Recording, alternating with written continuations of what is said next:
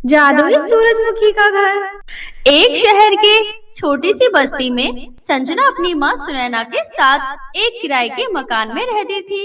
पिता के गुजर जाने के बाद संजना की माँ ने संजना को पिता की कभी कमी महसूस नहीं होने दी।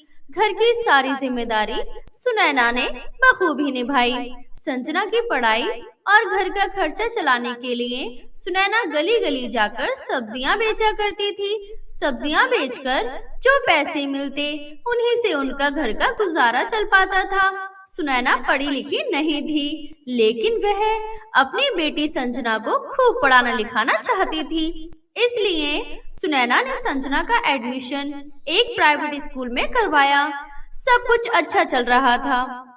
एक दिन सुनैना सब्जी बेचकर घर वापस लौट रही थी। तभी रास्ते में एक तेज रफ्तार गाड़ी से सुनैना का एक्सीडेंट हो गया और उसकी मौके पर ही मृत्यु हो गई। अब संजना पूरी तरह से अकेली हो गई। ऐसे ही धीरे धीरे दिन बीत रहे थे। घर में जो थोड़ी बहुत जमा पूंजी बची थी वो भी धीरे धीरे खत्म हो गई। अपने आप को जैसे तैसे संभालकर संजना जब स्कूल गई। तुमने 2 महीने से स्कूल की फीस जमा नहीं की। जल्दी से फीस जमा करो, नहीं तो तुम्हारा नाम स्कूल से काट दिया जाएगा। मैम, मेरी माँ इस दुनिया में नहीं रही। मैं अब बिल्कुल अकेली हूँ। मेरे घर में कमाने वाला कोई भी नहीं है। आपसे विनती है, प्लीज़ मैम, मुझे स्कूल से मत निकालो। मैं पढ़ना चाहती हूँ। आप मुझे स्कूल से मत निकालो। अगर ऐसी बात है तो एक काम करो, तुम किसी सरकारी स्कूल में जाकर एडमिशन ले लो। हमारे स्कूल के भी कुछ रूल्स रेगुलेशन हैं। अगर तुम्हारे पास फीस जमा करने के लिए पैसे नहीं हैं तो तुम स्कूल से बाहर जा सकती हो। अरे मैम, इसके पास तो खाने के लिए भी पैसे नहीं हैं। ये स्कूल की फीस कैसे भरेगी, बेचारी गरीब। ये सुनते ही कक्षा के सभी बच्चे जोर जोर से उसके ऊपर हंसने लगे। ये सब देखकर संजना रोते हुए घर वापस आ गई। तभी वहां घर की मकान मालिक आ गई और बोली, सुन लड़की, जल्दी से मेरा घर खाली कर दे। तूने पिछले 2 महीने से मेरा किराया नहीं दिया है। अब बहुत टाइम हो गया। अब मैं तुझे अपने घर में और रहने नहीं दूंगी। आंटी, आप तो सब जानती हैं मेरे पास पैसे नहीं हैं। मैं जब कमाऊंगी तब मैं आपका सारा पैसा चुका दूंगी। मुझे घर से मत निकालिए प्लीज़ आंटी। मेरा इस दुनिया में अब कौन है। माँ थी वो भी चली गई। अगर मैं ये घर से निकल गई तो मैं कहाँ जाऊंगी।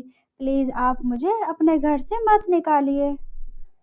तूने मुझे पागल समझ रखा है क्या?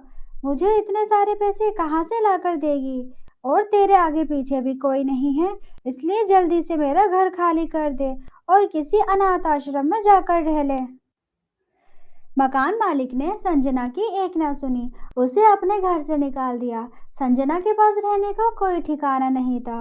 वो दुखी होकर एक पार्क में जाकर बैठ गई और रोने लगी। संजना ने 2 दिन से कुछ भी नहीं खाया था।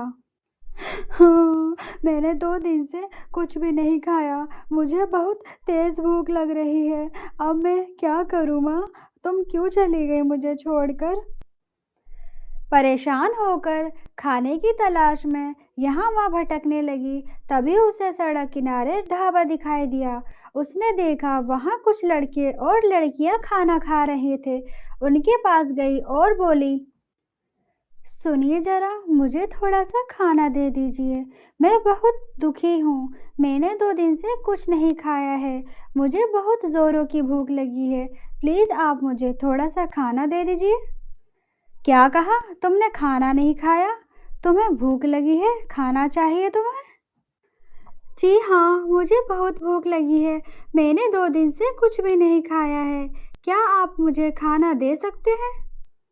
तभी उसमें से एक लड़की बोली, तो फिर ठीक है, हम तुम्हें पेट भरकर खाना देंगे। पहले तुम ज़रा नाच कर दिखाओ, हमारा थोड़ा एंटरटेनमेंट करो, हमारा मनोरंजन करो। हम बहुत देर से यहाँ वैसे भी बोर हो रहे थे। अगर तुमने हमें खुश किया तो हम तुम्हें खाना ज़रूर देंगे। बेचारी संजना मजबूरी में भूखे प्यासे को उनके आगे नाचना पड़ा। तभी एक लड़की ने उठकर संजना को जोर से धक्का दिया, जिससे संजना जमीन पर गिर गई। वहां बैठे लड़के लड़कियां ये देखकर जोर जोर से हंसने लगे।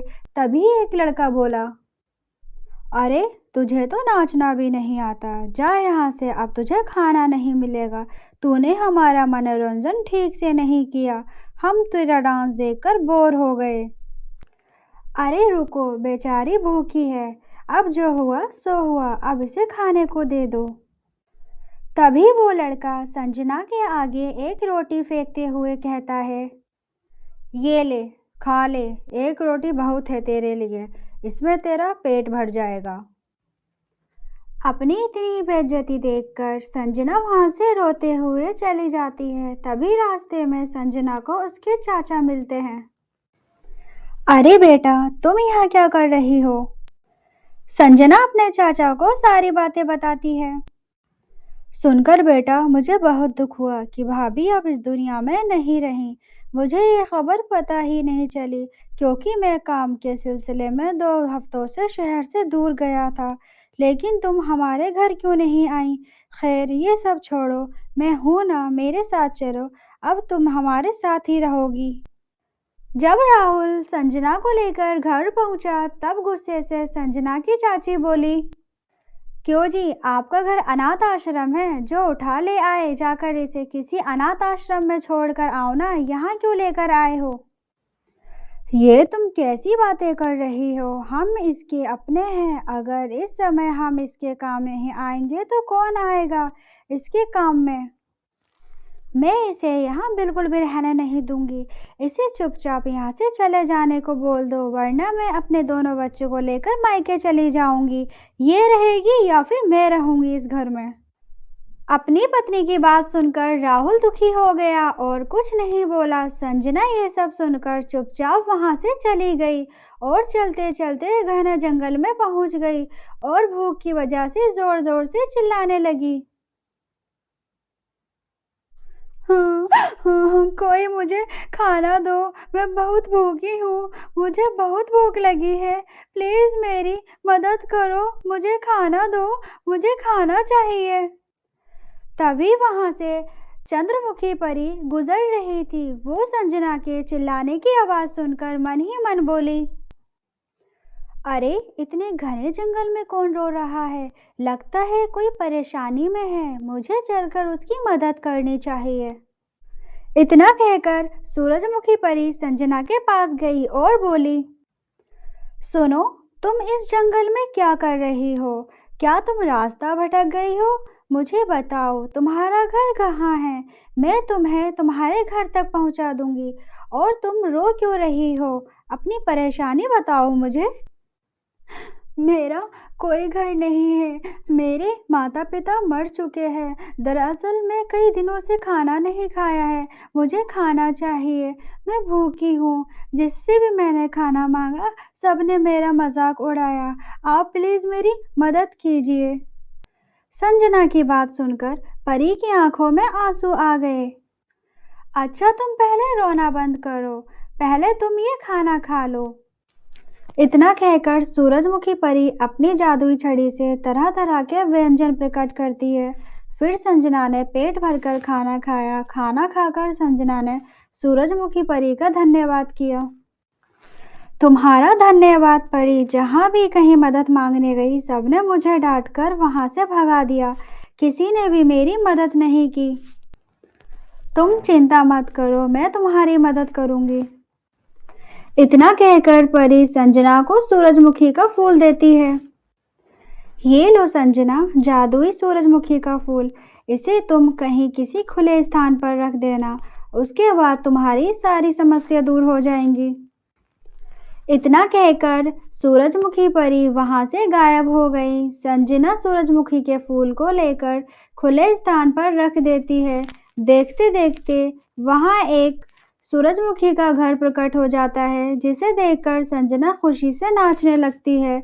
जैसे ही उसने सूरजमुखी के घर के अंदर प्रवेश किया, तो वह चौंक गई, क्योंकि उस घर के अंदर बहुत सारे धन दौलत थी। साथ ही ज़रूरत की सारी चीज़ें मौजूद थीं। संजना ये सब देखकर बहुत खुश होती है और अपनी आगे की ज़िंदगी हँसी-खुशी बिताती है। हेलो दोस्तों, कैसी लगी आप सभी को हमारी स्टोरी? अगर पसंद आई हो तो लाइक एंड सब्सक्राइब करना मत भूलना।